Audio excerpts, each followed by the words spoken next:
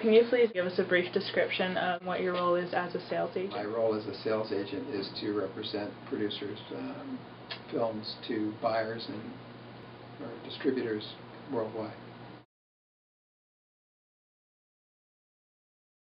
How many films do you represent at any one given time? Well, I've got a catalog of about 40 films, but I generally have about 3 or 4 new films in a given year. How do you choose which projects to take on? Because I like them and think they have commercial value. What's the first thing a filmmaker should do when they seek representation by a sales agent? Check their references. How long have you been in the business? Since about 1976. How has the internet impacted your position in the industry? Hugely. Essentially, we've got to go back to 1980, about when the video cassette was invented. That was the biggest change in the industry and created a great lot of opportunity for filmmakers to make films and recoup the production costs through video cassette rental, which became DVD rental. And that business has been basically terminated by internet piracy. So we're really back to where we were in the 80s, where you either have theatrical pictures or television properties. The home entertainment section is redefining itself and reconfiguring it with VOD, which is yet to be monetized in any significant way for a filmmaker. So it's had a very large impact in terms of revenue. At the same time, it's had also had an impact in terms of presenting product to buyers, because email, websites, and the internet distribution and social networking are good marketing tools for people to become aware of films. So has the internet made your job more efficient or less? In the sense of marketing, it has, yes. It's not so necessary to travel as much to present films or ship video cassettes that have gone from this size to DVDs, but still cost money to send around. How do you feel about filmmakers who want to self-distribute because of the internet? Well, I think unfortunately that's a reality, I believe. It definitely impacts my traditional business, but consequently I'm changing how I go about this so that I can help and assist filmmakers to do that themselves and still have a business and a position in the revenue stream of the film. So it's definitely had an impact. Tell us what you thought when filmmaker Thomas Newman first approached you to represent his movie. Cynically, here comes another producer with what he says to be a fabulous low-budget horror film that'll probably be terrible. And what was your first meeting like? Oh, I liked him as an individual. He was, very motivated and dedicated to what he was doing and confident, and he's worth spending time with.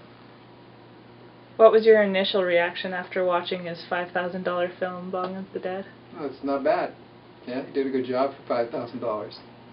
I enjoyed it.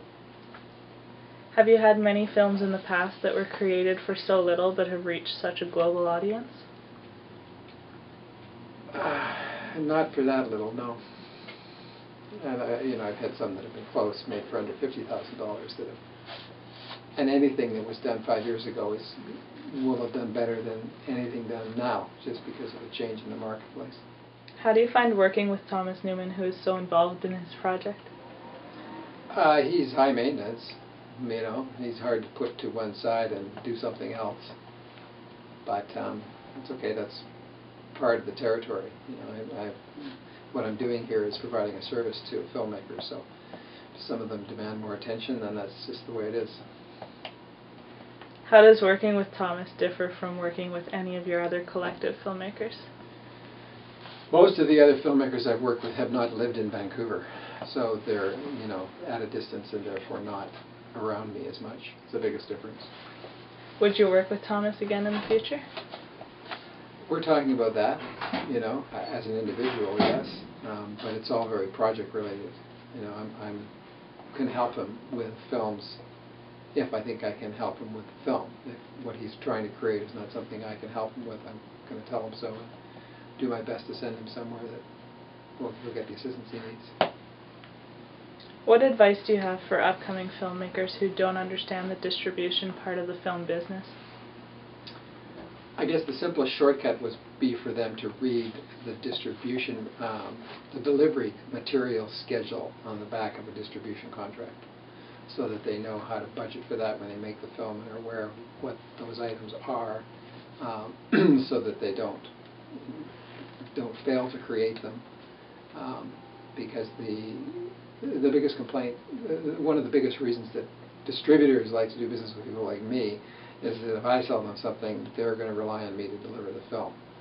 A lot of times if they do business directly with a producer, the producer can't deliver, or he doesn't understand what he's being asked for, and they're teaching him, right, which is time-consuming and irritating for them. So understanding delivery would be the best advice I could give them. Anything you would like to talk about that you feel my audience needs to know? I'm fascinated to see what's the change is going to take us. You know, obviously the industry has changed a lot. I mean, this is not an old industry. Well, silent films were only 90 years ago, right? And look what's happened since then. So there's going to be continual changes, and understanding what the future is going to be for distribution is an interesting discussion to have with anyone, a filmmaker or a distributor. So keeping an ear on that. And I have one more question that I ask everybody I interview. It's about your sock choice. My sock choice? Yes. Can you because tell you us... can see my socks. That's right. Can you tell us how you choose your socks?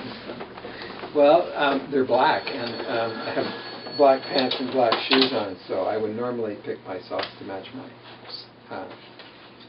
pants. So if you were wearing blue jeans, would you choose blue socks? If I was wearing dress shoes, if I was wearing sneakers, I would wear white socks. And is there any rhyme or reason to that? No, I don't know. Good question, actually. Thank you. I just kind of like white socks with blue jeans and sneakers. Fair enough. Thank you very much for your time. You're welcome.